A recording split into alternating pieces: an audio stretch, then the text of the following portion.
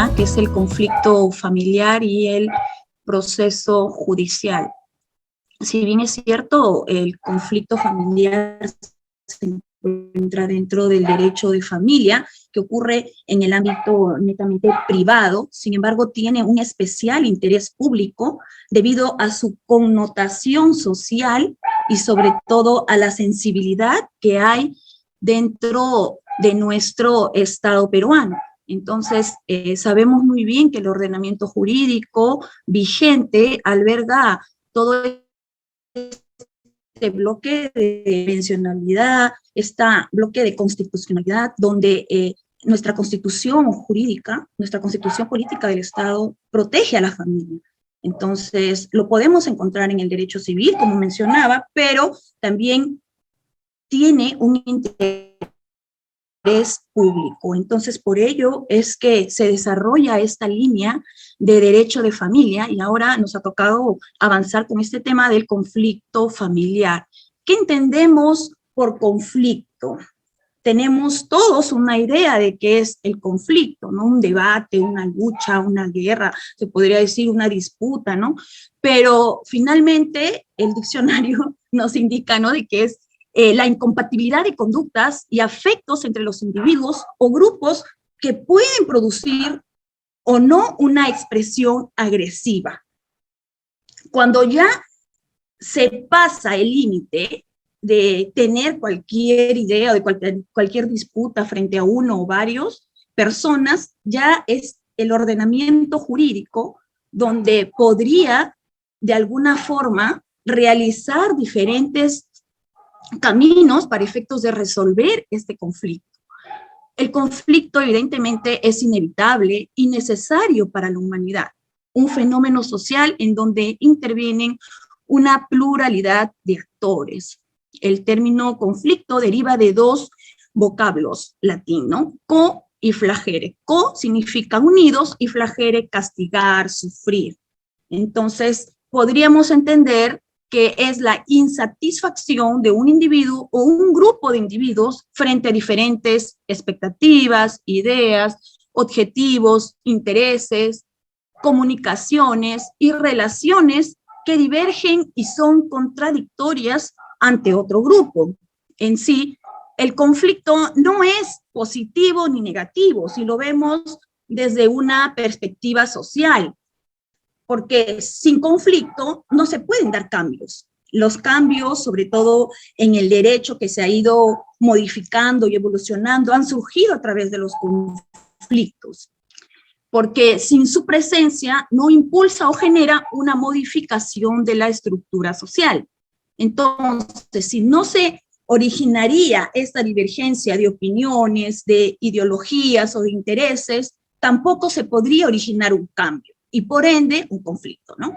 Entonces, la sociedad no puede vivir sin la presencia del conflicto. Su ausencia indica estancamiento y los pueblos obviamente no se pueden desarrollar.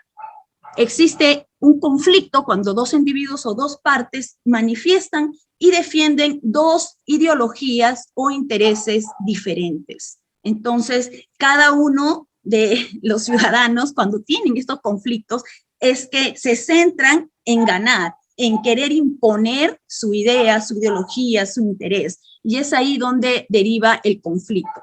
¿Y qué entendemos por conflictos interpersonales, ¿no? Para poder tener esa idea o el origen de dónde provienen, ¿no?, los conflictos personales, tenemos que saber, ¿no?, que las relaciones entre los seres humanos ha conllevado a lo largo de la historia diversos problemas, donde el ámbito familiar, que es nuestro núcleo, la base de la sociedad, no está exento, ya que es donde se adquieren los principales valores que tenemos como persona y donde se adquieren los círculos más íntimos.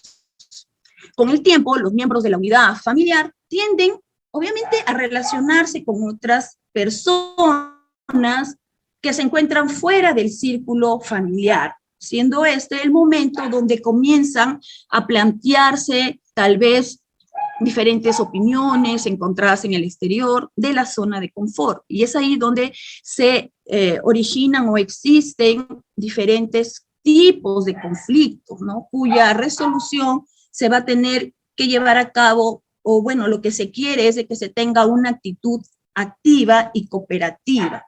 Si en caso ya se traslada esa solución activa y cooperativa, es ahí donde el ordenamiento jurídico, a través del proceso judicial, es que ha diseñado diferentes materias, sobre todo en el ámbito de familia, para efectos de que se pueda resolver esta controversia, ¿no? Esta controversia que ya escapa de este ámbito privado de las personas, ¿no? Por ejemplo, los conflictos interpersonales pueden ser unilaterales. A ver si me ayudas con la diapositiva, por favor, para ir pasando.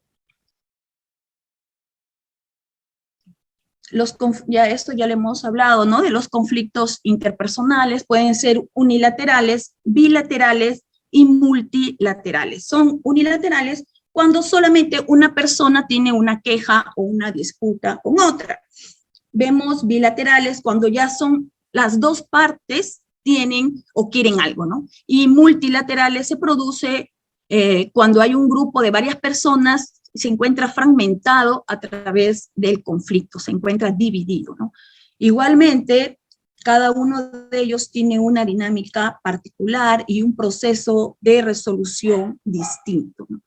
Los tipos de conflictos familiares que lo podemos relacionar, bueno, existen diferentes tipos, ¿no? Podemos encontrar los problemas entre los hermanos, crisis de pareja en el matrimonio, en la convivencia, problema entre padres e hijos, o los conflictos entre personas externas y familiares.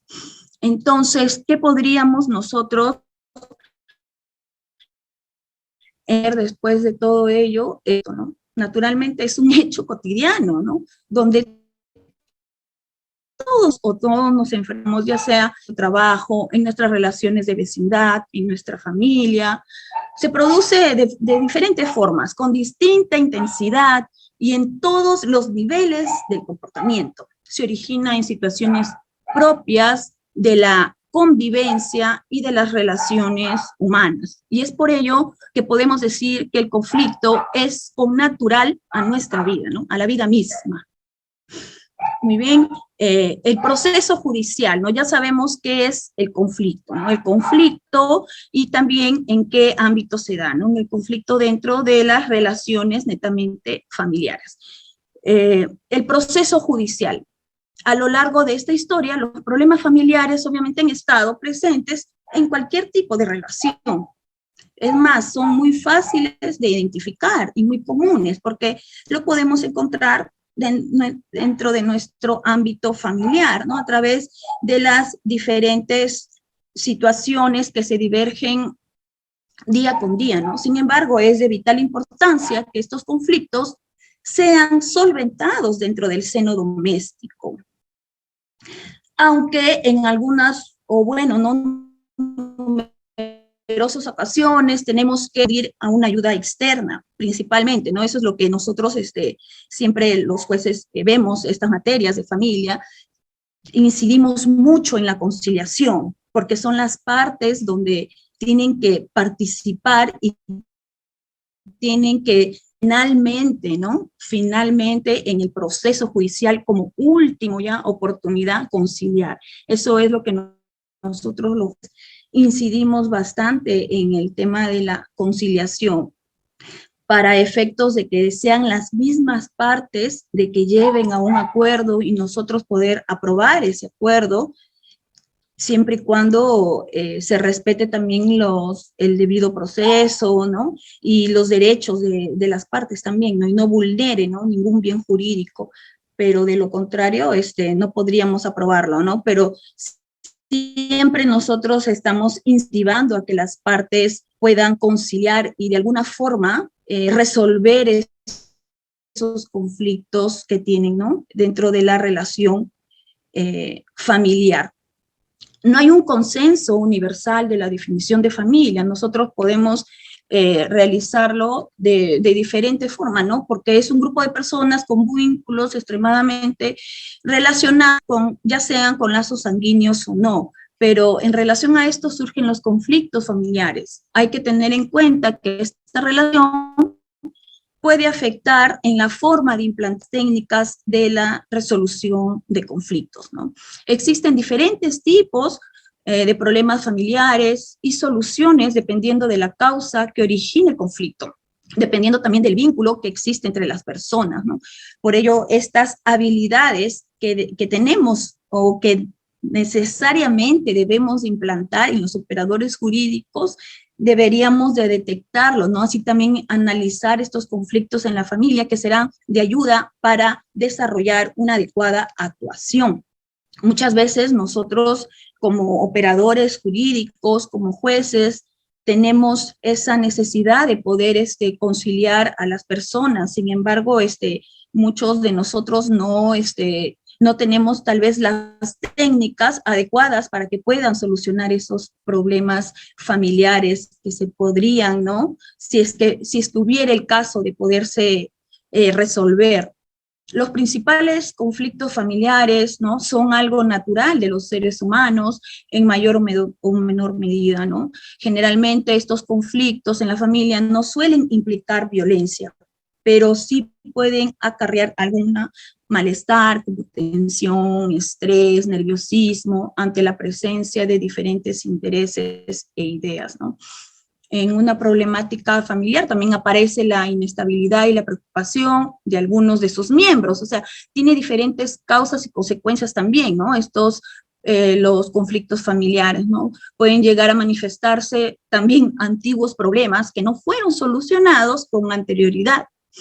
Entonces, cualquier tipo de conflicto familiar requiere de la cooperación de todos sus integrantes, así como de una buena gestión emocional para adaptarse a esta nueva, repito, ¿no? El derecho de familia, si bien es cierto, se encuentra dentro del ámbito del derecho privado, sin embargo, tiene mucho interés público porque lo que se tiene que proteger es la familia, ¿no? La familia, y entonces esa es una preocupación directamente del Estado, es por ello que se crean diversos mecanismos de soluciones de conflictos, ¿no? Los tipos de conflictos en la familia, veamos, ¿no? Existen diversas formas de poder categorizar tal vez los tipos de conflictos, ¿no? En las familias. Pueden ir centradas, por ejemplo, a través de las causas del problema, o también basarse en el tipo de la relación que existe entre estos agentes implicados en la disputa, ¿no? Los conflictos familiares según el tipo de relación, por ejemplo, los conflictos de las parejas, conflictos entre hermanos, entre hijos y padres, según la causa del problema también podemos observarlo, ¿no? Ahora, ¿qué entendemos dial, no? Según Juan Monroy Gálvez, habla sobre el conjunto dialéctico de actos ejecutados con sujeción a determinadas reglas rígidas realizadas durante el ejercicio de la función jurisdiccional del Estado por distintos sujetos que se relacionan sí, con intereses ya sean idénticos, diferentes y contradictorios. Pero nosotros también lo podemos definir de que es el conjunto de trámites o actos realizados ante una autoridad judicial para poder resolver un conflicto entre varias partes, aplicando la ley vigente. Vemos acá también que la Corte Suprema reconoce una fenomenología distinta del proceso de familia, la teoría general del proceso. ¿Por qué? Porque dice que el derecho de familia se concibe como aquel destinado a solucionar con prontitud los conflictos que surjan dentro de la esfera de las relaciones familiares y personales. Esta solución con prontitud le da esa connotación de especial al proceso de familia, a diferencia de la teoría general del proceso. ¿Por qué? Porque ofrece también una protección a la parte perjudicada. En la teoría general del proceso vemos que ambas partes son iguales en el proceso. Si bien es cierto, son iguales también en el proceso de familia. Sin embargo, la Corte Suprema le da esa connotación especial. ¿Por qué? Porque el Estado de alguna forma protege al perjudicado, a la parte perjudicada, ya sea que se trate de hijos, padres, cónyuge, hermano. Y se diferencia eso si el derecho de familia o el proceso de familia tiene que ser, es autónomo, ¿no? Es autónomo y se rige por sus propias normas, por sus propias leyes, entonces debería de verse separado, ¿no? Por eso es que nos habla así, ¿no? Pero acá, como repito, ¿no? La Corte Suprema en el fundamento 11 del tercer pleno casatorio civil desarrolla esta naturaleza distinta a la teoría general del proceso, ¿no? E impone al juez una conducta conciliadora y sensible, ¿no? Que supere cualquier formalismo y cualquier cuestión técnica, ¿no? Entonces, ¿qué es lo que nos invita, ¿no? A decir que tengamos mayor prestación para el tema de la conciliación y se reserve la confrontación como la última ratio, ¿no? La confrontación entre las partes es muy delicada también porque si bien es cierto, ya van al proceso judicial porque ya no pueden resolver sus problemas de forma directa, de forma inmediata o de forma pacífica, sin embargo, le da esa técnica de que la última ratio sería la confrontación de las partes, ¿no? Y es muy distinta al ámbito del derecho civil, porque las partes son los que aportan los medios probatorios para que el juez pueda resolver su caso. Sin embargo, en el derecho de familia vemos sobre todo la última modificatoria, ¿no? De la ley 31464, que modificó las normas del proceso de alimentos, sobre todo por el principio de interés superior del niño y resolver adecuadamente y oportuno proceso de alimentos. Entonces ya la demandante anteriormente se le declaraba inadmisible su demanda en caso de que hubiera alguna omisión o algún error, ¿no?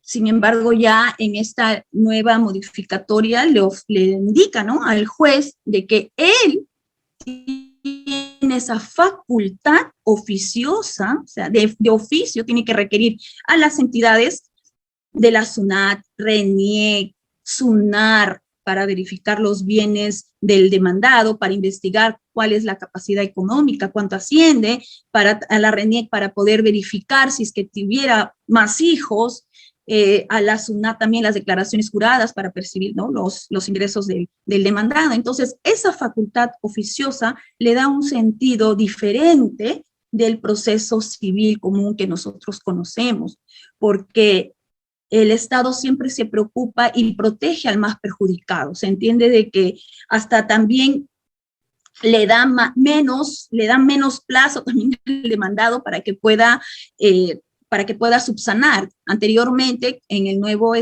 anteriormente, en el proceso de alimentos, el demandado tenía plazos y en caso de que no hubiera presentado en su contestación de demanda, no hubiera presentado su declaración jurada de ingresos, ¿no? O boleta de pago. Ahora ya no, dice que en el auto amisorio ya se debe requerir al demandado de que presente con el requisito de la declaración jurada, bajo apercibimiento de declararse rebelde.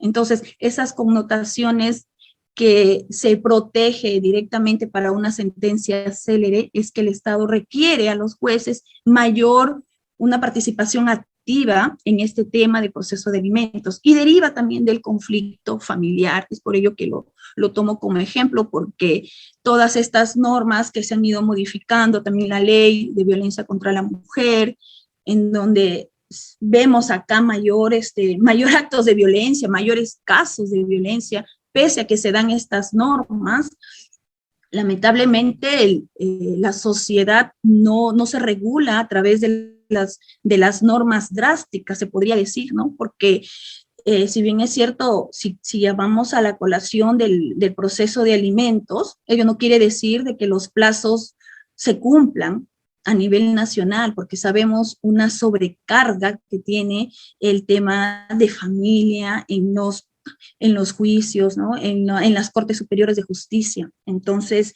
nos damos cuenta de que muchas veces las leyes no regulan todos los comportamientos que puede suceder en la realidad. Sin embargo, siempre el interés está presente del Estado en poder salvaguardar estos grupos de vulnerabilidad, donde se encuentran comprendidos los niños, adolescentes, madres, y adultos mayores, ¿no? Los procesos donde se dirimen cuestiones vinculadas al derecho de familia captan las tensiones humanas primarias. ¿Por qué? Porque exige una respuesta, una tutela diferenciada de las otras, que se requieren de la administración de justicia, que se relaciona mayormente con la afectividad. Y de otro modo, inciden en el porvenir de las personas que la integran. Las soluciones jurídicas que reclaman o que se reclaman, ¿no?, a los litigios que se llevan al fuero de familia son en la mayoría de los casos insuficientes. ¿Por qué insuficientes, no? ¿Por qué estas soluciones jurídicas reclamadas en estos juicios son insuficientes? Porque no se complementan solamente con la ciencia de la conducta, o sea, no se complementan con las ciencias jurídicas, perdón, sino también se tiene que ir conectada con esta multidisciplina que es la psicología. Por eso es que se dice que estos procesos de familia son interdisciplinarios, porque tiene que ver sí o sí un rol preponderante en el tema de la interdisciplina. No solo se abarcan las normas y se aplican de facto, ¿no?, sino también tiene que ver esta ciencia interdisciplinaria que es para la ciencia de la conducta, ¿no?, para poder entender la conducta de los sujetos procesales, ¿no? La tutela de derecho parece diferenciada no solo por la naturaleza de los conflictos, ¿no?, porque en muchos casos por la misma condición de vulnerabilidad de los individuos que la protagonizan, llámese niños, mujeres, personas con discapacidad, mayores, ¿no?, personas mayores de edad. Entonces, esta tutela de derechos obviamente es diferenciada al proceso civil. Entonces, acá ya tenemos dos temas que hemos abarcado, ¿no?, que es el conflicto familiar y el proceso judicial. Ahora vamos a revisar los problemas que se tienen dentro del conflicto familiar. ¿Cuál es el primer problema que hemos podido encontrar, ¿no?, en esta investigación? ¿O cuál es el primer problema que nosotros hemos definido para efectos de un conflicto familiar? Es dejar pasar el problema, no solucionarlo, dejarlo pasar. Entonces, ¿a qué llamamos o cómo se le denomina a esa persona que evita los conflictos? Si bien que es cierto, ¿no?, tratar de evitar los posibles problemas, si se puede evitar un problema, esquivarlo o dejarlo de lado, a veces es mejor, ¿no? Esa es la clave de las personas que huyen del conflicto. Los conocen en psicología como los escapistas, aunque de alguna forma todos somos escapistas en algún momento, ¿no? Aquí vemos, ¿no?, que en este dibujo, el señor, el joven, el ciudadano, se encuentra en un problema, pero su yo quiere escapar, ¿no? Por eso es que se abre el cerebro para que pueda irse de su realidad en la que se encuentra, ¿no? Tomarnos una pausa, relajarnos, desconectar de ciertas preocupaciones, a veces puede ser saludable. De vez en cuando a veces apetece, ¿no?, viajar a un mundo más cómodo, sin responsabilidades, sin problemas, sin luchas. Esos momentos a veces nos pueden ayudar a asumir la necesaria distancia psicológica para poder resolver el problema. La vida actual es estresante, ¿no? Un viaje cada vez más acelerado en una parte que a menudo nos termina desbordando, ¿no?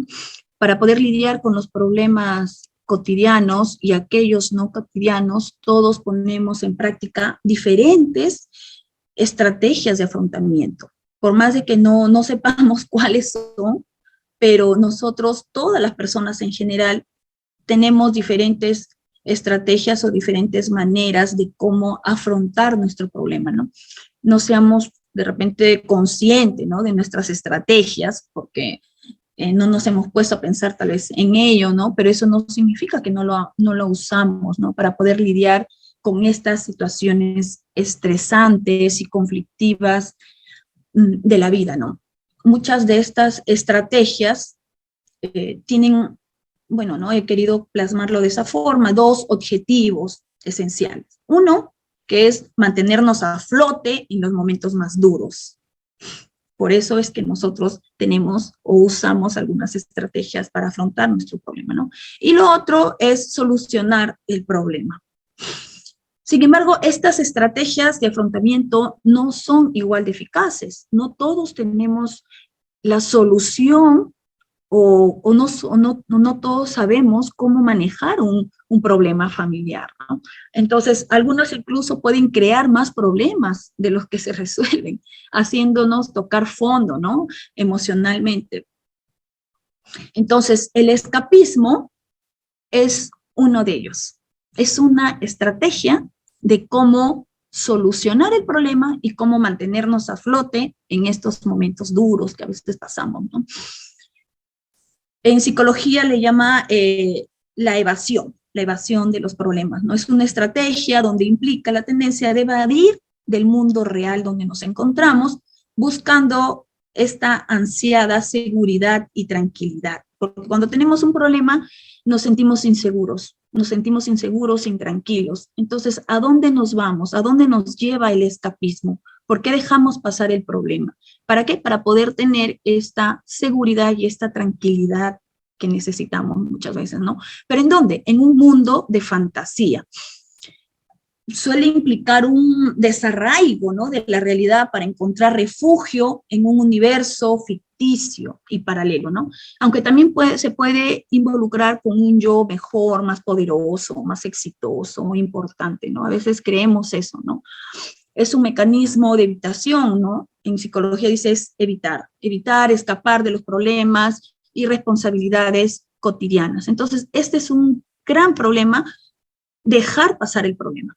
Si es que nosotros lo utilizamos como medio para reflexión y luego regresar a nuestra realidad y afrontar el problema, eso sería bueno. Pero si nosotros lo utilizamos como la solución en sí, para poder desbloquear el siguiente nivel, o sea, eso ya nos crearía un problema mayor con mayúsculas, ¿no? Por eso dice que existen diferentes maneras, ¿no?, de escapar de una realidad que no nos gusta.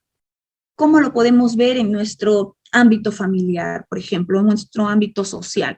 Si vemos, hay un estudio también de la Universidad de Mannheim en Alemania, donde revela que la cantidad de horas que los adultos dedican a ver televisión es un indicador de su nivel de escapismo. A veces no nos damos cuenta, ¿no?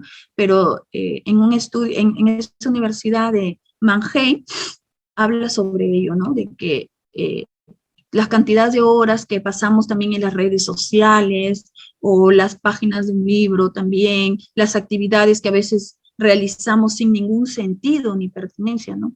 Cuando habría cosas más importantes que hacer, es una forma de escapar. Entonces, utilizamos, ¿por qué? ¿Por qué podemos entender así, ¿no?, que es una necesidad de escapar? Porque tenemos menor tiempo de autorreflexión sobre nuestros problemas. Entonces, el otro tiempo lo utilizamos en los videojuegos, en desbloquear un videojuego, en las redes sociales, etcétera, ¿no? A veces los viajes pueden también ser una estrategia escapista, ¿no? Sobre todo cuando el objetivo no es descubrir un nuevo lugar, sino tan solo escapar del lugar de donde nos encontramos, ya que resulta insoportable, ¿no? Entonces, otro problema que también podemos realizar es que las drogas, por ejemplo, y el alcohol es una estrategia escapista ya extrema, ¿no?, porque alteran nuestras funciones cognitivas. En realidad, cada quien elige su método de escape preferido y se sumerge en el universo alternativo y que se ha creado a su medida para poder evadir una realidad que resulta agobiante y la que no quiere lidiar. Entonces, el dejar pasar el problema es evitar solucionarlo, evitar reconocer que tenemos un problema y evitar, sobre todo, solucionarlo. Y muchas veces comenzamos con un escapismo saludable, porque creemos de que en ese tiempo de evasión del problema se pueden solucionar, pero sabemos o no somos conscientes de que escapar de ese problema ni nos ayuda a resolver y sobre todo nos crea otro problema, ¿no? Por eso es que a veces del escapismo saludable nos vamos al escapismo tóxico. Entonces, ¿cómo podemos retomar este control? El primer paso para poder romper este bucle, ¿no? Escapista es lo que estamos haciendo nos ayuda a resolver el problema. El segundo sería, ¿qué es lo que nos molesta, no? ¿Qué es lo que nos molesta? ¿Qué es lo que nos asusta? ¿Qué es lo que nos preocupa? Y por último es, ¿cómo quiero que sea mi vida? Si nos ponemos a preguntar estas interrogantes y ponerlos en práctica, nos va a ayudar de alguna forma a afrontar nuestra realidad y poder de alguna manera resolver estos problemas familiares que nos albergan, ¿no? La siguiente diapositiva. Sabemos muy bien que en el conflicto familiar no hay ganadores ni perdedores. O bien todos pierden o bien todos ganan. No podemos ver nosotros o creer, ¿no? O creer que vamos a ganar un conflicto imponiendo nuestras ideas hacia la otra persona, o viceversa, ¿no? O bien todos ganamos o bien todos perdemos. Y para ello se tiene que manejar diferentes técnicas o mecanismos o estrategias de solución. La escucha activa siempre es buena, reconocer o preguntar a la otra persona cómo se siente, si nos ha entendido lo que nos hemos querido comunicar, realizar tal vez algunos ideas también para nuestro yo interno y saber y autorreflexionar en dónde estamos fallando o qué es lo que estamos haciendo, que la otra persona no se sienta cómoda, etcétera, ¿no? O sea, son mecanismos de ser asertivo también y empáticos con la otra persona, ponernos en el lugar de la otra persona. Muchas veces nosotros no, no hacemos ello, ¿no? Porque somos egoístas y creemos que todo el mundo nos tiene que entender. Sin embargo, no nos ponemos en el lugar de la otra persona y sobre todo la escucha activa para poder llegar a una solución, ¿no? Entonces, acá vemos el segundo problema, es la mala visión de las partes en el conflicto. Cuando ya entran en un conflicto y sobre todo esto se lleva en el ámbito judicial, las partes entran de lo que ya tenían este problema familiar, ya este problema familiar se ve expuesto ante un tercero. Ante un tercero que, si bien es cierto, tiene que solucionar miles de casos similares.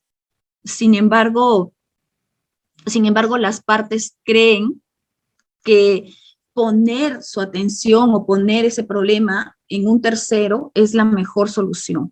Cuando ya la escucha y cuando ya no hay esa comunicación asertiva entre las partes, ese diálogo horizontal, es que las partes creen, ¿no? Finalmente, de que este tercero o el operador jurídico, el órgano jurisdiccional, le va a solucionar sus problemas. Sin embargo, esta es una mala visión de las partes, ¿no?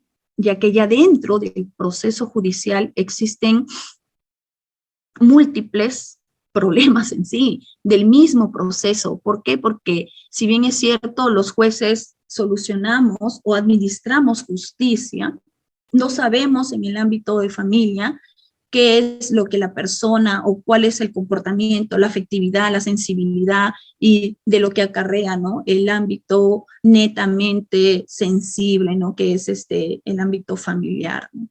Y es por eso que las partes creen de esa manera. Sin embargo, cuando ya no se sienten escuchados, los plazos cuando los plazos son demasiado, no se cumplen, ¿no? En el proceso de familia, cuando las medidas jurisdiccionales que dicta el juez de familia no son efectivas o no resuelven sus conflictos, es ahí donde entran en una lucha de disputa, ¿no? Y por eso es que vemos un montón de problemas dentro del ámbito de la justicia, ¿no?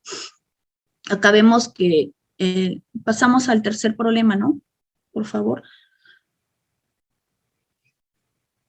La ineficacia en el paso del conflicto familiar familiar al proceso judicial. ¿Qué entendemos por la ineficacia, ¿no? La ineficacia es la imposibilidad de poder obtener el resultado deseado o previsto, como ya les venía mencionando, ¿no? Al tener el juez esa responsabilidad de poder resolver algún conflicto familiar, muchas veces no se puede satisfacer a ninguna de las partes. Es por eso que es ineficaz este paso que se puedan dar las personas al ámbito jurisdiccional, ¿no? Porque no se puede obtener muchas veces el resultado deseado, ¿no? Donde ya la comunicación directa de las partes no funciona y donde inclusive las terapias ya no causan, ¿no? Efecto alguno, es ahí donde hacemos el ordenamiento jurídico entra para que pueda determinar cómo se enfrentaría este conflicto presentado. Y vemos acá, por ejemplo, ¿no? En el proceso de tenencia, mayormente los niños son los que están afectados porque tienen que llevar terapia psicológica. Sin embargo, muchas de las terapias no se hace un seguimiento continuo, ¿no? No se hace un seguimiento personalizado también a esos niños. Entonces, es ahí donde en el problema que ya tenían presentado, pues hay un problema mayor, ¿no? Esto es lo que tenemos, que no es eficaz llevarlo, los problemas familiares al ámbito jurisdiccional, si es que se pueden resolver dentro del ámbito familiar.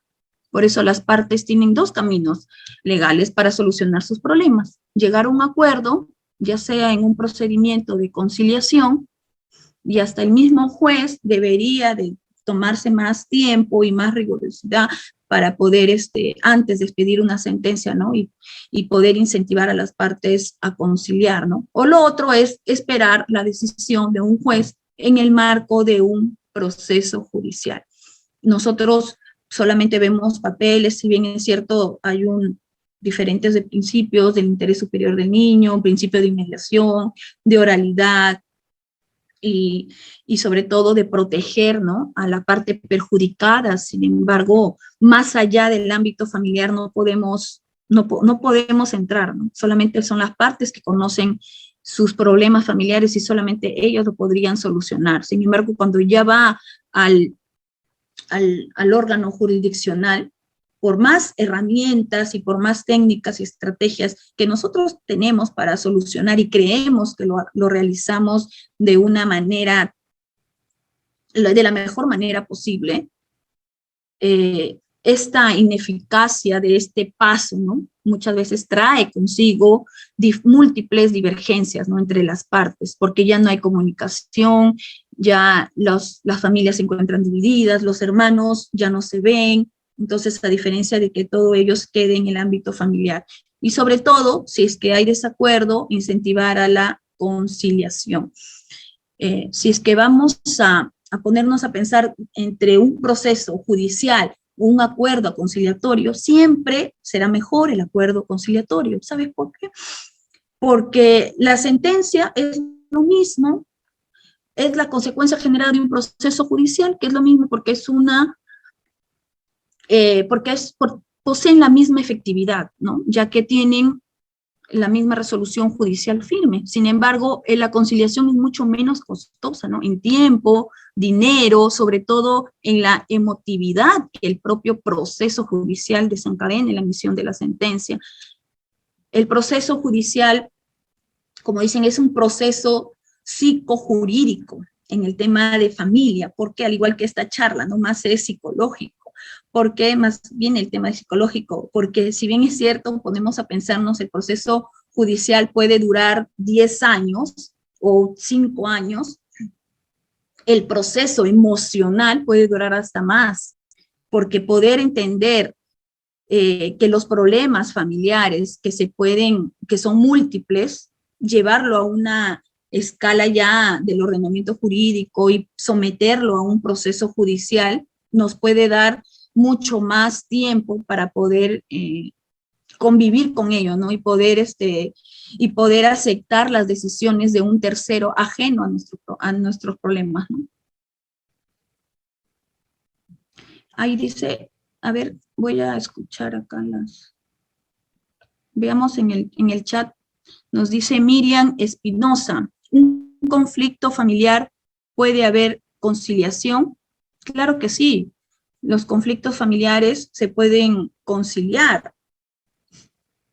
Nosotros siempre incentivamos a la conciliación, ¿no? Dependiendo también de las materias que sean disponibles entre las partes, porque hay bienes jurídicos que no son disponibles entre las partes, ¿no? Entonces, eso el Estado lo protege y lo salvaguarda por el mismo hecho de que es de interés público.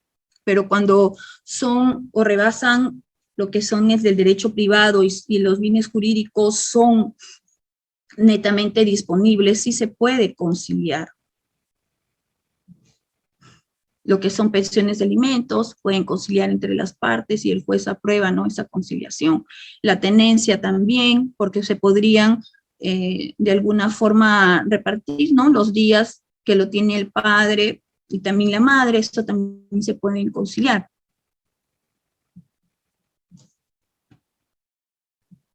Levantó la mano Rosana dos Santos. Te escucho, Rosana. Doctora Rosana, está activo su audio.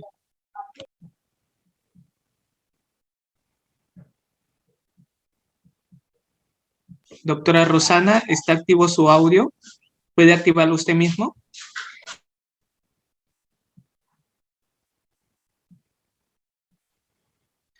Creo que no. No, doctora, creo que se equivoca. Adelante. A ver, pues, vamos a... Josué Sarabia nos indica si para un proceso de alimentos se ha venido tramitando con la norma antes de la modificatoria, llegando hasta la sentencia, pero hay dificultades para notificar la sentencia con la nueva modificatoria. Se ha legislado que se puede liquidar la pensión de alimentos incluso si que la sentencia está notificada. ¿Esta nueva modificatoria se puede aplicar el proceso en trámite? Claro que sí. La misma ley de la modificatoria, la 31464, nos señala de que los jueces tienen que adecuar a esta modificatoria todos los procesos en trámite. Se puede adaptar. Ya no se retrotraen tal vez lo que se ha iniciado, ¿no? Si es que ya se inició con un proceso con un acto jurídico de inadmisibilidad, sigue el proceso, pero se aplica a los procesos en trámite. Es más, ahí el juez tiene la obligación de dictar sentencia en la misma audiencia. Solamente le da la excepcionalidad de 3 días en los casos que son complejos y así lo tiene que declarar, ¿no? Pero ya la parte decisoria lo tiene que realizar en ese acto, salvo que existan tal vez pruebas pendientes de actuación.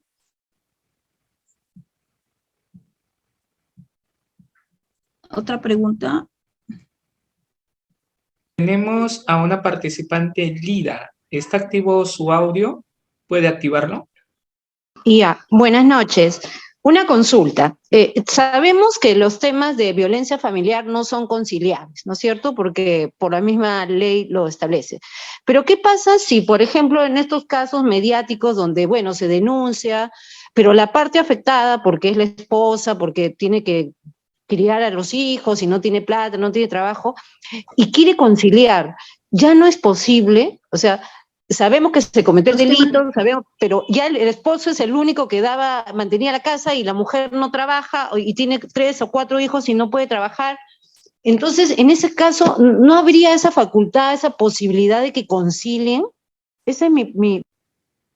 No, no podrían conciliar en los temas de violencia familiar, porque ya son bienes jurídicos indisponibles de las partes. Es por eso que por más que las mujeres después ¿no?, digan, ya no me pegó, o sí me pegó, pero yo ya lo quiero perdonar, ya no podría ya.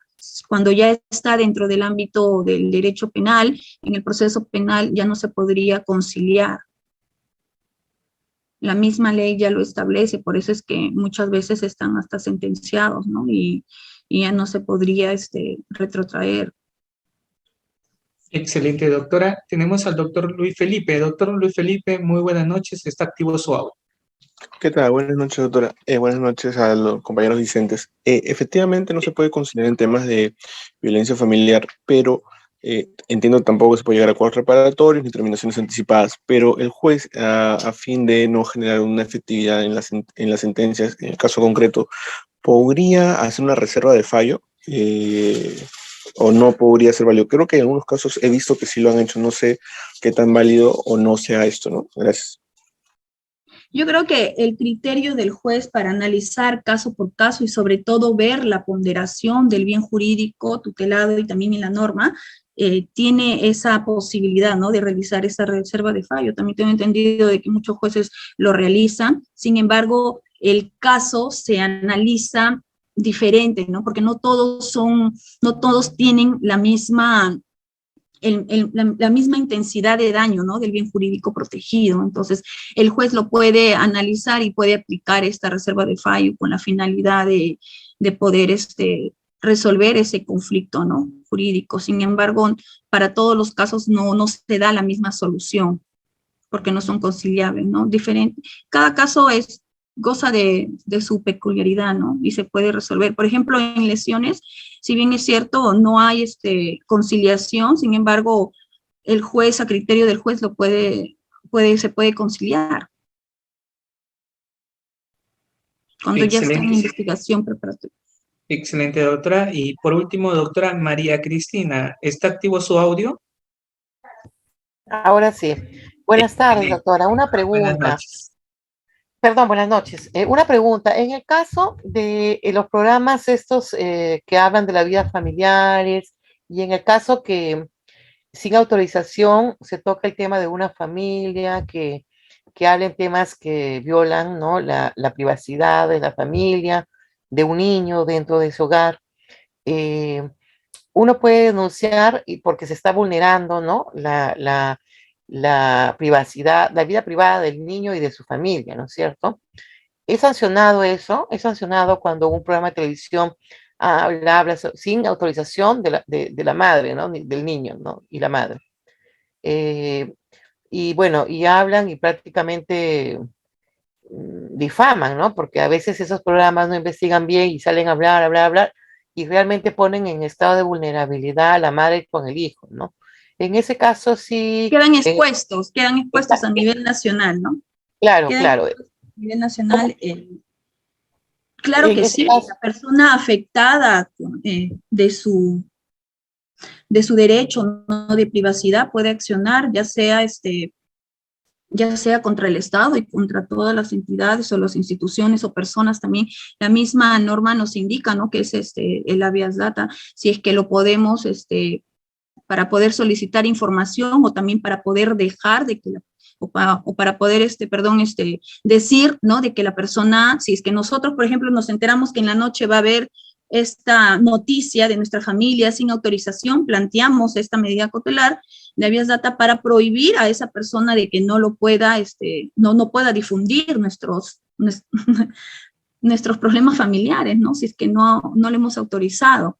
Este derecho de privacidad tiene una connotación constitucional y nosotros sí podemos accionar si es que la persona o tal vez frente a un funcionario o a una radio, televisión, etcétera, lo pueda vulnerar nuestro derecho, ¿no? Que nos sentamos afectados. Eso sí podemos accionar contra aquellos, los periodistas, ¿no? Doctora, una pregunta. En estos casos de los medios de comunicación, como usted hace mención, vulneran mucho lo que es el derecho a la intimidad en el debido proceso, pues lamentablemente no hay ningún precedente vinculante sobre estos casos en cuando hay conflicto familiar. Para usted, doctora, ¿qué sugerencia daría referente a esa problemática? En caso así sencillo de Rodrigo Cuba con Melissa Paredes. Gracias. No te escuché lo último. Referente al caso de Melissa Paredes y Rodrigo Cuba, que, bueno, hablan sobre todo el conflicto familiar, pero ciertamente ellos pueden accionar contra vías legales contra las personas que están tratándose de involucrar en ese conflicto.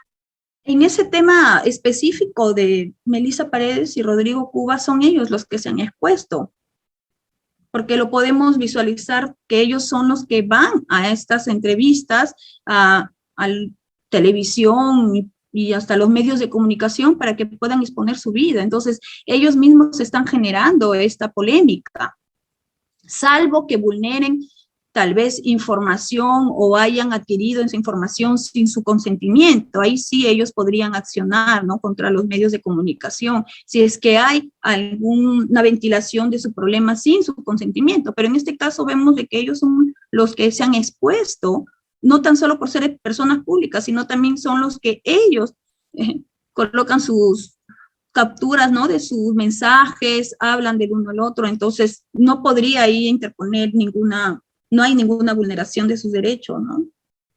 Excelente, doctora. Sí, justo uno de nuestros participantes comentaba ello de Facebook Live y bueno, agradecidos también por su pregunta del participante. Doctor Pedro, está activo su audio. Adelante. Doctor Pedro, Sí, adelante, doctor. cierto. Ya.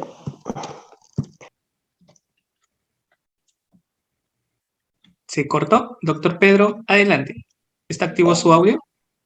Ya. Doctora, buenas noches. De igual manera a todos los asistentes, tengan ustedes muy buenas noches. Doctora, digamos, el artículo 122b, bueno, el delito de violencia contra el grupo, la familia, grupo de integrantes y familias, bueno, a nivel nacional se escucha de que es uno de los delitos con mayor frecuencia en todos los institutos judiciales. Y existen jurisprudencias en las cuales a este conflicto, no, a estas agresiones psicológicas y físicas, también lo llaman conflicto. Doctora, para usted, del tema que usted nos está hablando, ¿cuál sería la diferencia con esos contextos que da el 122b? ¿No? ¿Cuál es la diferencia entre ese delito y conflicto? ¿Cuándo podemos hablar de conflicto y cuándo podemos hablar de ese delito? Eso sería, doctora. El artículo 122b, ¿no? El artículo 122b regula sobre las lesiones o sobre los delitos de agresión, ¿no?, contra la familia. Cuando ya un conflicto es una disputa o cualquier, se podría decir, o cualquier debate que uno puede tener, ¿no?, o una queja, un reclamo frente a dos o tres o cuatro personas, ¿no? Sin embargo, ya es delito cuando se infringe el bien jurídico protegido, ¿no?, legalmente por el Estado. Entonces, cuando ya se infringe este bien jurídico protegido por el Estado, ya estaríamos ya en una connotación penal, a diferencia del conflicto, ¿no?, que podría ser del ámbito emocional, nada más, y no llegar hasta el ámbito penal. Es depende de la afectación del bien jurídico protegido, ¿no? Si es que la afectación es menor, entonces esto se resuelve dentro del derecho privado o dentro del ámbito de la familia, pero ya si la protección es mayor, que vienen a ser los delitos, ¿no?, ya se encuentran en el ámbito penal. Entonces, cuando ya se agrede sobre todo a los integrantes, ¿no?, de la familia, y ya hay una afectación, se podría decir, más inado, tiene que evaluar los mecanismos alternativos que existen y también para que puedan resolver ese conflicto, porque ya escapa de esa entidad, de esa esfera privada.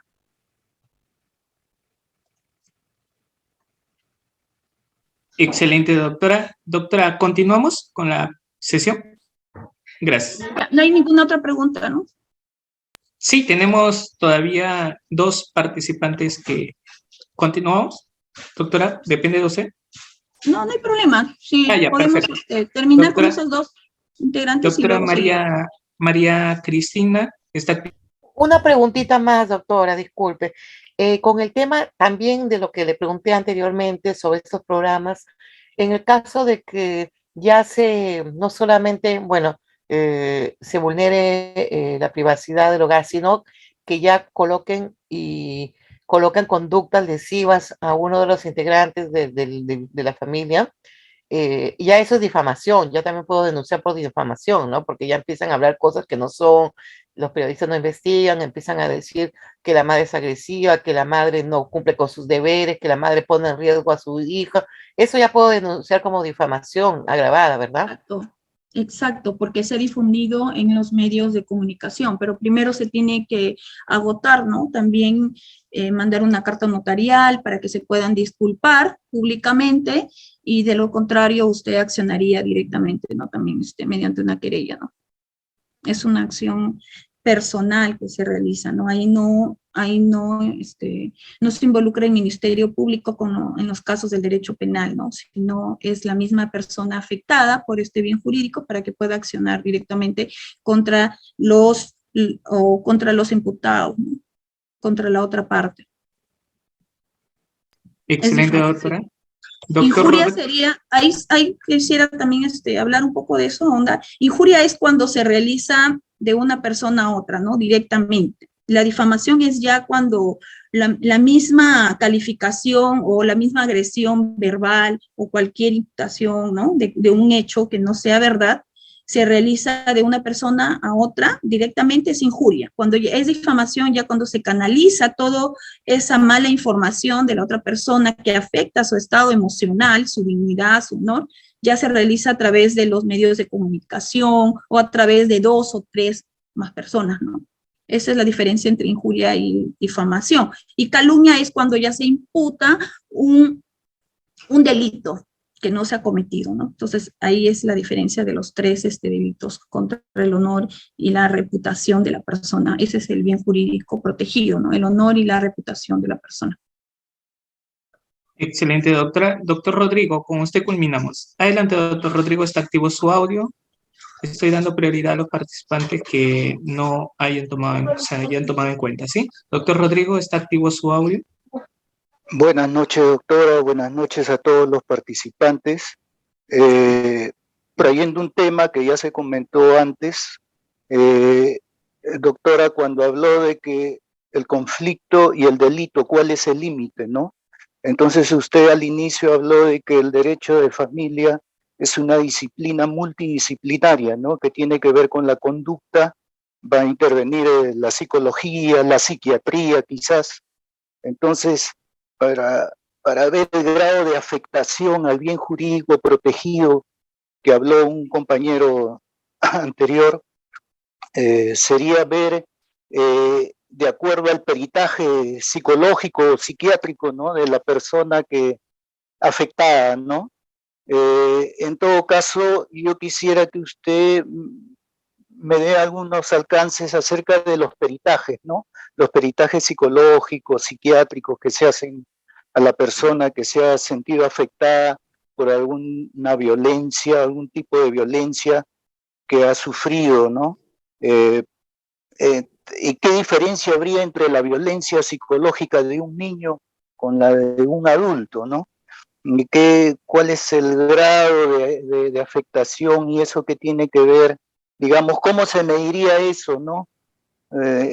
Para tipificarlo como delito, ese grado de afectación psicológica. Eso es todo, doctora. Quisiera su respuesta. Ver, muchas gracias.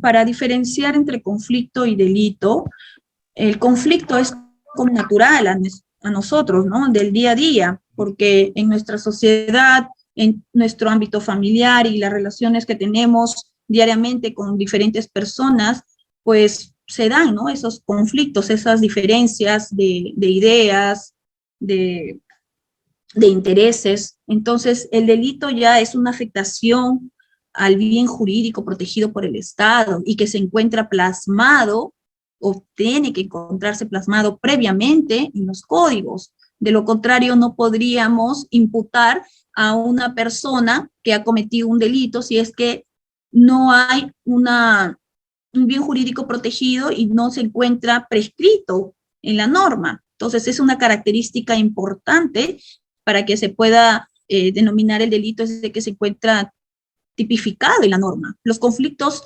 familiares no se encuentran tipificados en la norma. O sea, no todos los conflictos familiares, porque no tienen la misma relevancia jurídica que tiene el delito. El delito tiene relevancia jurídica porque se deriva de un hecho jurídico que se ha lesionado ese bien jurídico. Entonces, los conflictos familiares que suceden en el ámbito, obviamente, de las relaciones entre padres, hijos, hermanos, etcétera, que tienen esa relación de familiaridad, esa relación de consanguinidad o no, porque también se pueden dar entre esposos o esposas. Entonces, esa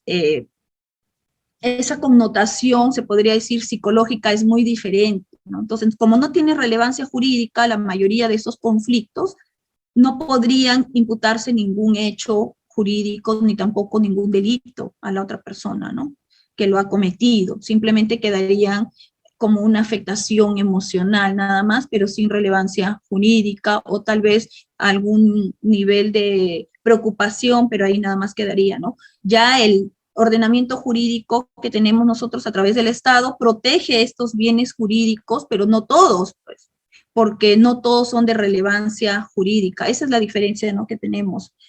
Y como les dije, ¿no?, los conflictos y sobre todo el tema del derecho de familia requiere mucho de la disciplina de la psicología, ¿no?, a través de los informes psicológicos y los informes periciales que van a ayudar como es una herramienta, ¿no?, de apoyo a los jueces para que puedan resolver, sobre todo, y saber y conocer el grado de afectación psicológica que tiene, por ejemplo, un maltrato, ¿no?, un maltrato psicológico, un maltrato físico, sexual, etcétera, ¿no? Entonces son estas herramientas que ayudan al juez a poder aplicar la norma y sobre todo la sanción. Es ahí donde se regula eso, ¿no? Es muy importante tener eso a la vista para poder decidir y de acuerdo a ello colocar de manera razonable y ponderable la sanción que le podría ocasionar o que podría incurrir, ¿no?, el imputado en este caso, ¿no?, o el demandado, el denunciado, etcétera. Adelante, doctora, puede continuar. Ya, muy bien. Entonces, aquí ya hemos desarrollado el tercer problema. Vamos a pasar por el cuarto problema. ¿Cuáles son las limitaciones de estas medidas jurisdiccionales, ¿no? El cuarto problema en el conflicto familiar, vemos de que los jueces de familia, si bien es cierto, podrían solucionar, ¿no?, los conflictos jurídicos intersubjetivos, ¿no?, de las personas o de las partes, siempre hay limitaciones a estas medidas. ¿Por qué? Porque no abarcan todas las conductas que se puedan desarrollar en el proceso o extraproceso, porque los conflictos familiares tienen características que exigen, ¿no?, al operador jurídico y al funcionario que se dedica a esa área. Entonces, muchas veces por la sobrecarga, ¿no?, procesal, por la duración excesiva del proceso, porque hay una falta de comunicación o una información tardía a las víctimas o a las partes, la falta de seguridad individual y el seguimiento adecuado que se tiene que dar cuando se implanta tal vez una medida de protección. Entonces, no puede controlar todas estas medidas que se imponen, ¿no?, en un proceso, porque un proceso judicial es frío, simplemente se resuelve de acuerdo a lo que obra en el expediente y también de las medidas de oficio que podría realizar el juez, ¿no? Pero más allá de los conflictos familiares, como son tan íntimos, como derivan de una relación netamente de intimidad, entonces las partes muchas veces no hacen caso a lo que se dictan como medidas jurisdiccionales, ¿no? Estas cualidades, por ejemplo, asociadas, ¿no?, de los jueces, que tienen que estar asociadas a la comprensión de los procesos comunicativos, le van a permitir distinguir, ¿no?, cuando hay detrás de una determinada demanda, de un pedido de reconocimiento como sujeto, una necesidad afectiva. Entonces, va a orientar de algún modo el procedimiento a seguir, pero no se puede controlar todas las conductas, ¿no?, de los sujetos procesales fuera del ámbito jurisdiccional. Como les repito, ¿no?, son derechos muy sensibles donde los jueces de familia no podrían controlar todo ello, ¿no? Los procesos de familia, si bien es cierto, deberían de ser resueltos de forma rápida, la realidad nos muestra, ¿qué nos muestra?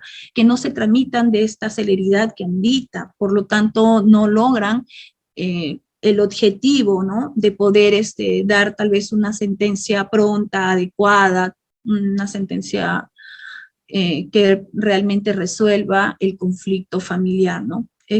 Es vital importancia, te podría decir, la necesidad de poder conceder tutelas que permitan salvaguardar de manera oportuna los intereses que se subyacen en estos procesos. Si bien es cierto, el juez de familia tiene una labor muy importante, es responsable tal vez de dictar estas medidas cautelares a tiempo para poder salvaguardar los derechos, ¿no?, de las víctimas y sobre todo que el Estado protege y le da una especial atención. Sin embargo, muchas de las medidas no son dictadas a tiempo, ¿no? Entonces, este es un límite o un obstáculo que podemos encontrar dentro del proceso judicial. Sobre todo, dictar una medida de protección y estas medidas de protección no se cumplen. Por ejemplo, ¿no? Si bien es cierto, estas normas están dadas en el ámbito urbano, vemos que en la parte sierra, hay una denuncia, por ejemplo, ¿no?, entre ambas partes de violencia familiar y la juez dicta de que el señor tiene que salir de su casa y ya no convivir con esa persona. Sin embargo, ahí no es ejecutado porque la señora dice, en lugar de una sanción, le han dado un castigo, en lugar de una sanción es un premio, porque si no ya no me va a dar de comer, ya no va a entregar los alimentos, y quién va a ver a mis hijos, y cómo mis hijos se van a quedar allá. Entonces es una situación muy, muy, muy sensible para ellos, y muchos de ellos no lo aplican, ¿no? Las mismas rondas son las que lo llevan a ese señor a que entre a su casa y pueda ahí solucionar sus conflictos. Sin embargo, tenemos ya una medida de protección de que él se aleje del hogar. Y estas limitaciones de estas medidas jurisdiccionales no son eficaces porque no resuelven el conflicto. Al contrario, ¿no? Crean un mayor conflicto entre las partes. Más aún si es que estas medidas jurisdiccionales llegan tarde, ¿no? Llegan tarde y y muchas de las víctimas mueren también en ese estrés que se ven involucrados, ¿no? Los procesos de familia siempre son de fuertes tensiones, ¿no? Especialmente de índole emocional. Es por eso que no podemos resolver todas las conductas que se puedan dar dentro del proceso, fuera del proceso, ¿no? Nosotros podemos dictar sentencias para nosotros rápidas o adecuadas, sin embargo, eso no ayuda o no puede ayudar ni resolver un conflicto familiar, ¿no? Son difíciles porque obviamente se lucha contra la propia familia. Es frecuente este tipo de procesos que se vean por medio niños, niñas, adolescentes, en el caso de tenencias, régimen de visita, ¿no? En otros casos hay procesos para una prestación alimenticia que permita la subsistencia de quien lo reclama. Entonces, como se ven involucradas emociones, sentimientos y arraigos familiares, es por ello que es una fuerte tensión, ¿no? Ya sea para los operadores jurídicos y para las mismas partes, ¿no? Los conflictos familiares y conflictos legales. Cuando no son posibles ya los acuerdos sobre los hijos, los bienes, o que adquiere relevancia el proceso legal, ya sea tramitado de forma contenciosa para regular aspectos psicosociales que aparecen ya innegociables. Entonces ahí adquiere especial relevancia cuando ya pasa del conflicto familiar a un conflicto legal, ¿no? Como les decía, ¿no? El tiempo legal es muy diferente, ¿no?, al tiempo psicosocial, porque los procesos emocionales que se inician obviamente con anterioridad a los trámites legales y finalizan posteriormente a ello. Entonces, en esta estadía que tenemos dos fuentes muy, muy diferentes, ¿no? El tiempo que transcurre en el proceso judicial y el tiempo que transcurre en la realidad, y sobre todo para poder superar estos problemas familiares que tenemos dentro y fuera del proceso judicial, es lo que a nosotros los operadores jurídicos y sobre todo a toda la población estamos llamados a poder recapacitar antes de poder entablar cualquier demanda o cualquier denuncia, si es que se pueda resolver este conflicto familiar.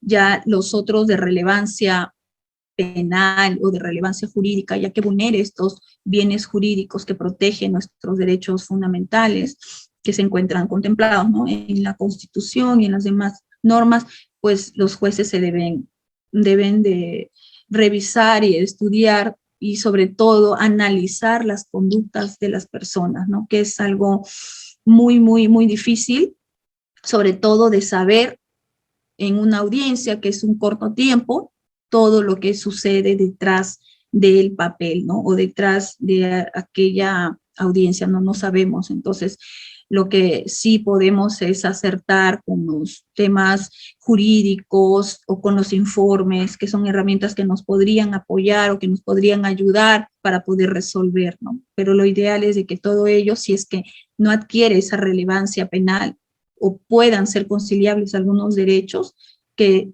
se recurra a la vía conciliatoria, ¿no? Hay una frase que dice, prefiero una conciliación mal hecha que un gran juicio, porque la conciliación, si bien es cierto, es el acuerdo, ¿no?, entre las partes, así esté mal hecha, pero por lo menos evita ese proceso largo, dato, que muchas veces no es efectivo y no soluciona nuestros conflictos familiares.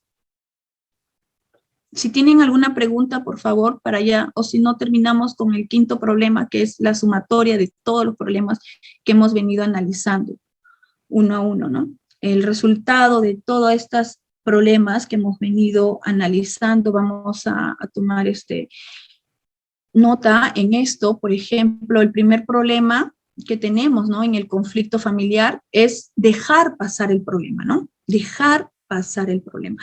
El segundo problema ya le hemos visto, la mala visión que tienen las partes, ¿no?, en el conflicto, la mala visión. El tercer problema ya es la ineficacia en el paso del conflicto familiar al proceso judicial, porque no resuelve o no tenemos o no obtenemos, ¿no?, el resultado deseado, previsto que quisiéramos, ¿no? El cuarto problema ya hemos visto las limitaciones de estas medidas jurisdiccionales, las limitaciones, los obstáculos, ¿no?, que tienen estas medidas jurisdiccionales al momento de poder resolver el conflicto intersubjetivo, ¿no? Y por último, el resultado de estos problemas, ¿no?, ineficiencia o desidia en la atención de los conflictos familiares y la ceguera. Para poder ir directamente al juez, tenemos que pasar, o para que el juez conozca, ¿no?, estos problemas, tenemos que pasar primero accionando, ¿no?, ya sea en una demanda, en una denuncia, y luego por su secretario, de ahí para averiguar el trámite y todo ello, ¿no? Y como ellos no se encuentran involucrados de alguna forma, ¿no?, con el conflicto familiar y no ven más allá de lo que pueda decir el papel, pues hay una ineficiencia o una desidia, ¿no? No tiene se podría decir, esta escucha que nosotros quisiéramos, ¿no?, cuando vayamos a preguntar tal vez sobre nuestro proceso, si se encuentra en trámite o en qué estado se encuentra, no hay una buena atención. Entonces, esta ceguera y esta ineficiencia, en esta tensión de estos conflictos familiares, se vuelve ya la suma de todos estos problemas que hemos venido analizando, ¿no? En nuestras manos cuelgan los instrumentos necesarios para allanar los caminos y alcanzar los objetivos que el legislador en estos casos tuvo como misión. La tarea de administrar justicia es tarea de todos, parte desde la familia, del Estado, operadores jurídicos, estudiantes de derecho, ¿no? Y sobre todo en cada uno de nosotros al momento de poder implantar cualquier conducta ante la sociedad, ¿no? Vamos a dar paso a las preguntas. Ya con esto terminaría mi ponencia. Sería cuestión solamente de responder las preguntas que me desean realizar. Sí, doctora, excelente, muy bien, estimados participantes. Tenemos a la doctora, a la doctora Lida, sí. Doctora, muy buenas noches. Adelante, está activo su audio. Sí, mira, doctora, lo que pasa es que en relación a la pregunta que hizo el doctor, ¿cómo entonces tenemos que entender que la violencia psicológica no es penada, porque no hay forma, no es física, sino simplemente es una alteración psicológica de la agraviada, pero que en términos, según lo que he entendido, que no podría haber una cárcel ni una sanción porque eso no lo ameritaría, ¿no? ¿Eso es lo que he entendido o he entendido mal? O cómo probar, o sea, cómo probar la violencia psicológica, ¿no? Porque hay una violencia que no es física, sino psicológica y hay una agresión, pero ya se prueba la agresión, pero ¿hay sanción para esa agresión psicológica? Esa es la pregunta. La ley de violencia contra la mujer y los integrantes del grupo familiar establece que sí existe esa violencia verbal, física, violencia psicológica. Entonces, si es que está determinado mediante un informe psicológico, pues hay una sanción al agresor, pero se inicia con la denuncia, ya sea de cualquier familiar o de cualquier persona, ¿no? Ya se había modificado eso porque antes solamente era los que podían denunciar eran dentro del seno familiar. Ahora no, cualquier persona puede denunciar al agresor.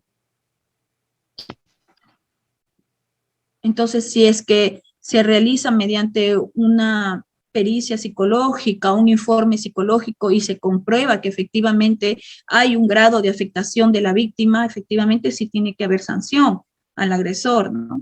Y una medida de protección inmediata dependiendo del grado de afectación, ¿no? Pueden ser 24, 48 horas, los jueces de familia tienen esa obligación bajo responsabilidad funcional de emitir estas medidas cautelares, ¿no? Estas medidas de protección, como se les llama, ¿no?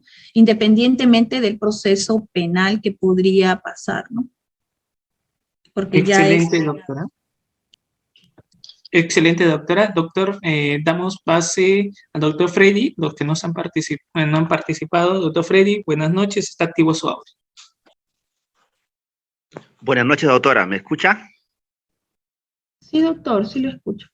Buenas noches. En principio, agradecerle por su ponencia, por su intermedio, doctora. Mi pregunta es, doctora, ¿una medida de protección variado el domicilio que ha fijado la demandante cumple la misma eficacia?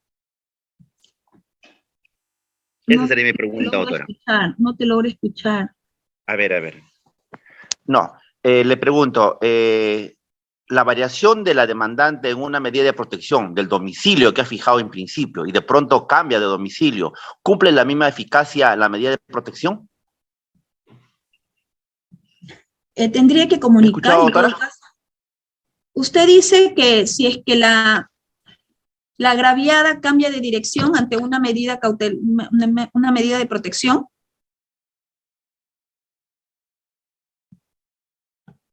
Eso le he escuchado. Doctor Freddy.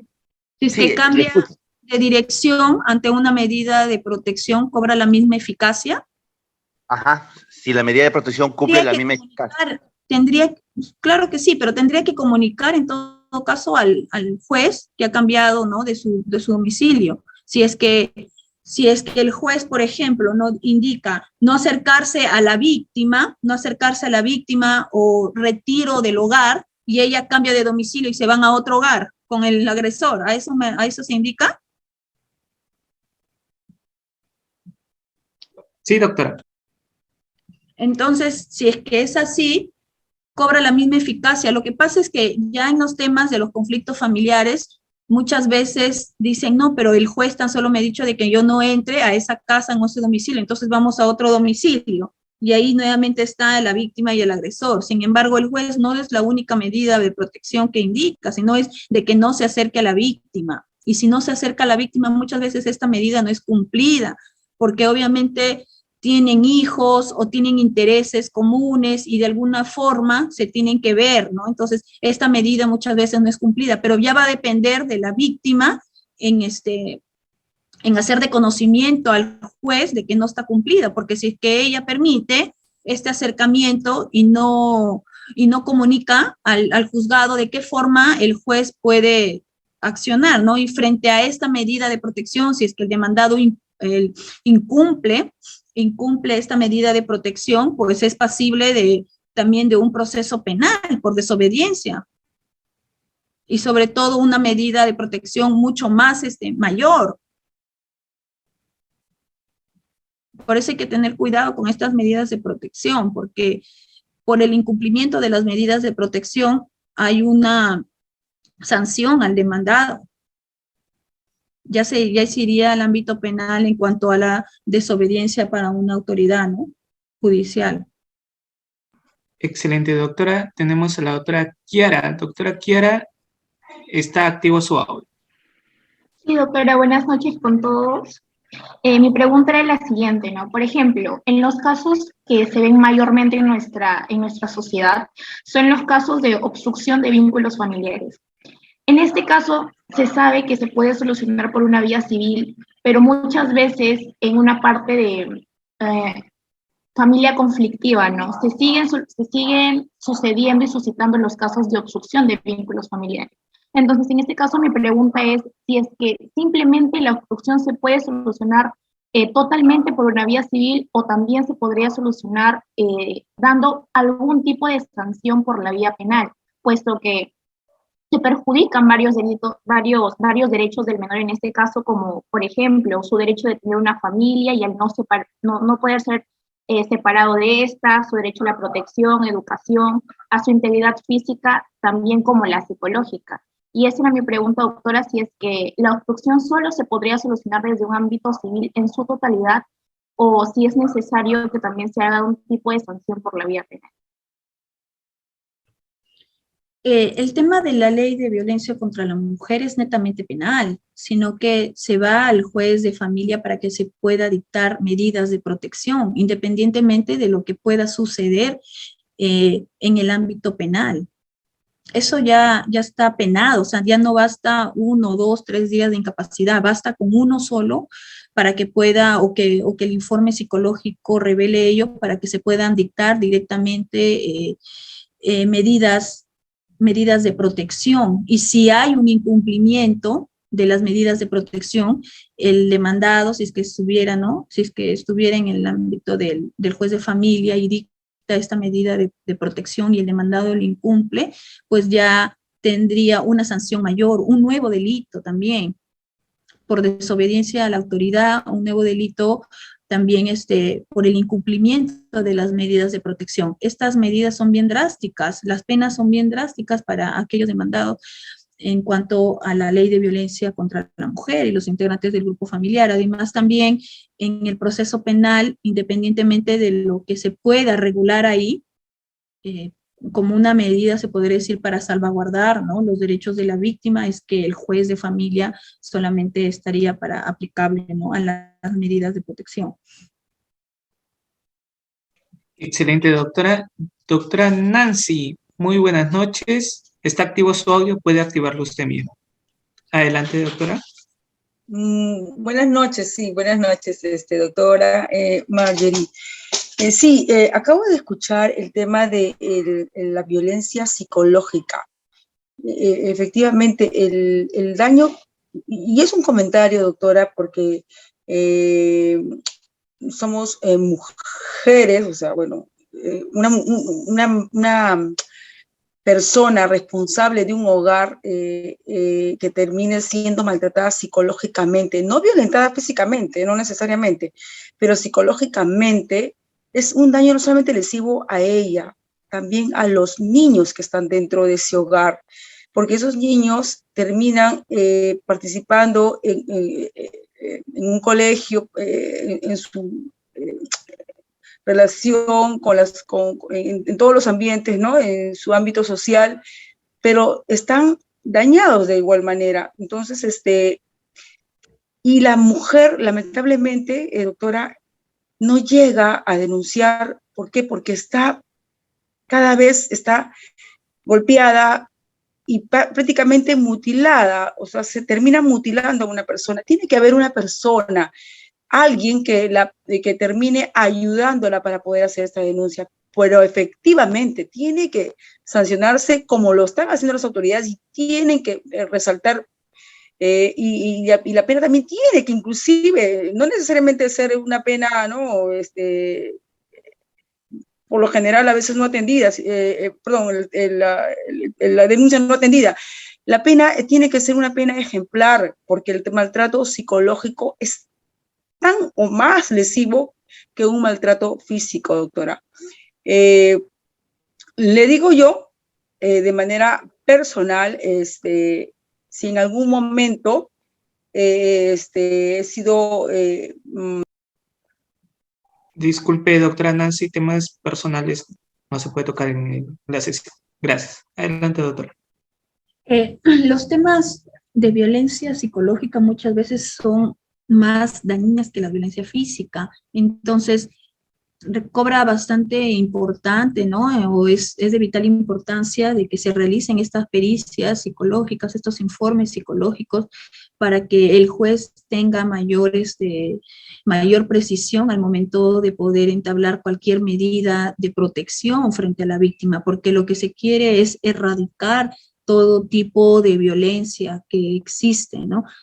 Sin embargo, estas medidas de protección muchas veces no son eficaces, no son efectivas, porque la misma víctima es la que permite, en la mayoría de esos casos, que nuevamente o disculparlo, perdonarlo, o tal vez permite de que eso se repita, ¿no? Entonces ya está en una labor de nosotras mismas como mujeres, en este caso, ¿no?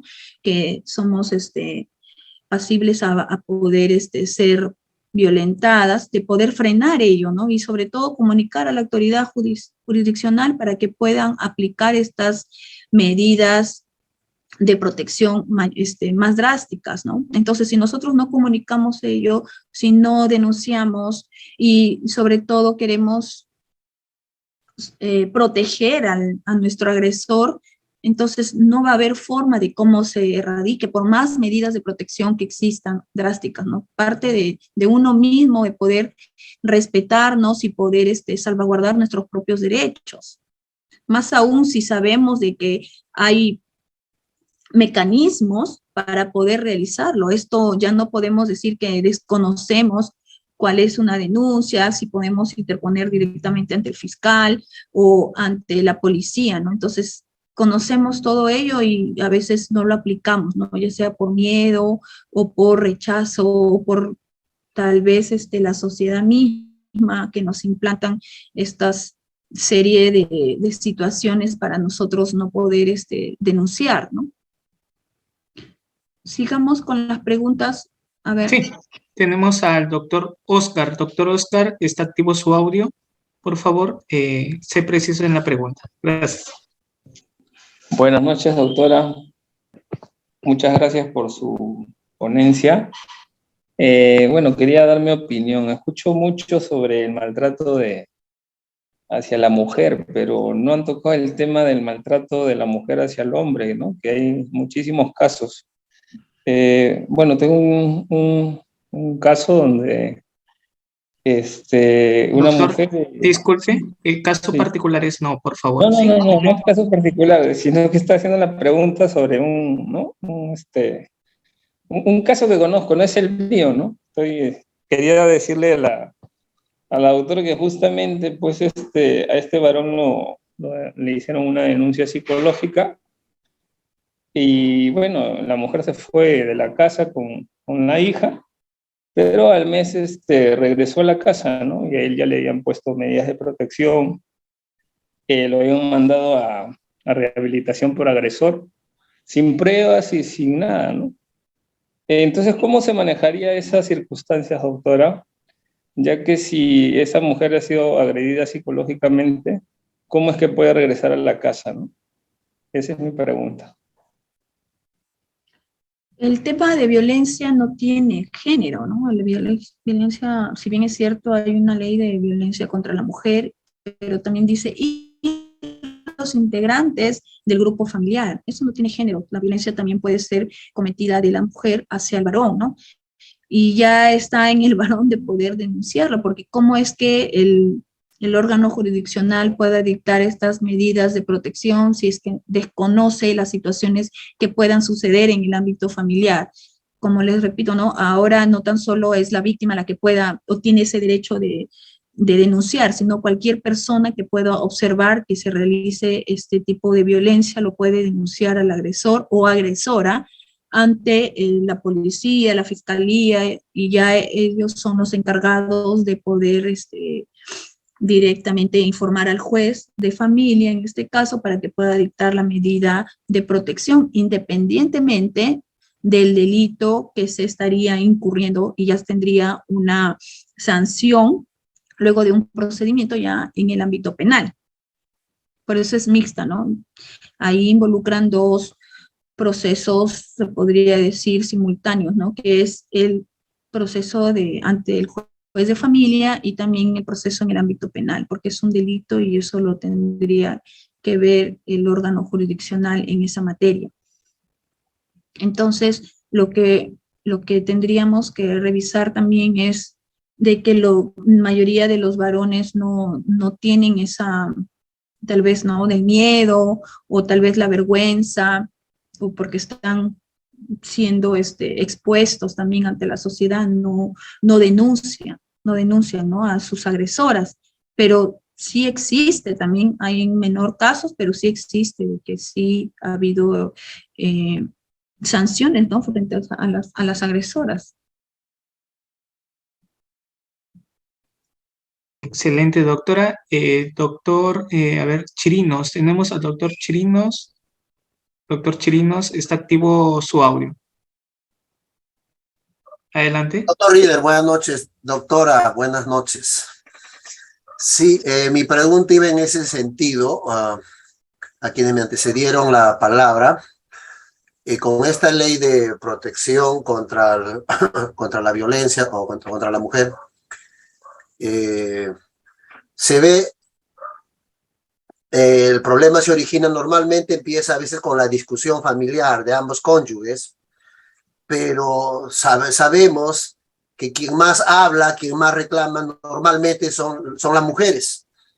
Y entonces el varón trata de utilizar su fuerza y ahí se genera el problema. Entonces, para evitar esto, ahí va mi pregunta, el varón podía también denunciar por maltrato psicológico a la mujer o de corroborarse algún otro maltrato, otro tipo de violencia. También con esta misma ley podríamos pedir el alejamiento del hogar. A la señora se le puede sacar del hogar también, ¿no? Igual que al varón se le hace. ¿Es aplicable esa norma, doctora? Gracias por la explicación. Sí, doctor. Tanto las medidas de protección pueden ser para ambas personas. No se trata solamente para los varones, estas sanciones o estas medidas de protección que se dan, ¿no? La sanción y las medidas de protección que se realizan, ¿no?, en el proceso de familia, ¿no?, ante el juez de familia frente a estos tipos de violencia se da también para quien es demandado, y sobre todo si es que se comprueba o si es que el juez puede verificar si efectivamente hay una violencia o ha habido un menoscabo, ¿no?, en tema emocional o físico, ya sea de la mujer o del varón, puede realizar o se pueden ejecutar estas medidas de protección. El ámbito de protección no tan solo es para la mujer, sino también es para el varón. Cuando yo decía de que es en menores casos de los varones, yo lo decía porque si bien es cierto, eso escapa de la realidad que podría, porque hay mucha gente, muchos varones que no denuncian o no demandan, entonces eso es lo que se denomina la lista negra, ¿no? Que no los delitos de esa lista negra, que no son mayormente accionados frente a esta lesión de este bien jurídico protegido. La mayoría son, en su caso, las mujeres las que se observa que son, que demandan, ¿no?, y que accionan contra su agresor. La mayoría de las víctimas varones no accionan frente a su agresora. Es por ello que yo decía, no quiere decir de que no son pasibles de ser violentados. Claro que sí, pero la mayoría de varones no lo hace. Al igual también en el proceso de alimentos, vemos de que la mayoría de varones no demanda alimentos frente a la mujer, ¿no? Y yo lo veo porque también tengo en mi mismo juzgado, la mayoría son mujeres, a nivel nacional igual, ¿no? Son pocos los varones que demandan a la mujer, ¿no? Eso está en las estadísticas. Finalmente, siempre la mujer ha sido más protegida tal vez porque se encuentra dentro de este grupo de vulnerabilidad, ¿no? Que el mismo Estado lo reconoce como tal. La mujer se encuentra en esta condición de vulnerabilidad, al igual que niño, niña y las personas mayores, ¿no? Y también los discapacitados. Entonces, es por ello que la mujer goza de estos privilegios, se podría decir, o de alguna forma de esta aplicación del derecho mayor protegida, ¿no? A la mujer, pero no quiere decir de que los varones no sean violentados tampoco, ¿no? O no puedan accionar. Estas normas rigen ya sea para todos los ciudadanos en general, ¿no? No solamente para la mujer. Otra pregunta. Sí, doctora, acotar, bueno, hay una participante en el chat, María Cristina, nos dice que, bueno, los hombres no sufrirían algún trauma biológicamente, pues por ser persona, bueno, en mi comentario, es que bien hombre o mujer igual tienen los mismos derechos, las mismas debilidades, porque puede ser una persona una mujer fisiculturista y una persona, un varón que no sea fisiculturista y le puede causar un grave daño a la fisiculturista. Por eso, doctora, bueno, quería acotar en estos momentos hacia la participante. Es para la persona, ¿no? Estas normas que se dan, ¿no? Es a nivel nacional, en el Estado peruano, pero los derechos fundamentales netamente son de las personas, por la calidad de ser, ¿no? Por la calidad de ser persona, independientemente de que si seamos varones, mujeres, ¿no? No tiene nada que ver aquí el género, ¿no? Sino la afectación emocional, psicológica o física es para la persona en sí, ¿no? Y esto es lo que protege el Estado, ¿no? La dignidad humana, y eso se encuentra también contemplado en nuestra Constitución política, ¿no? Excelente, doctora. Muchísimas gracias.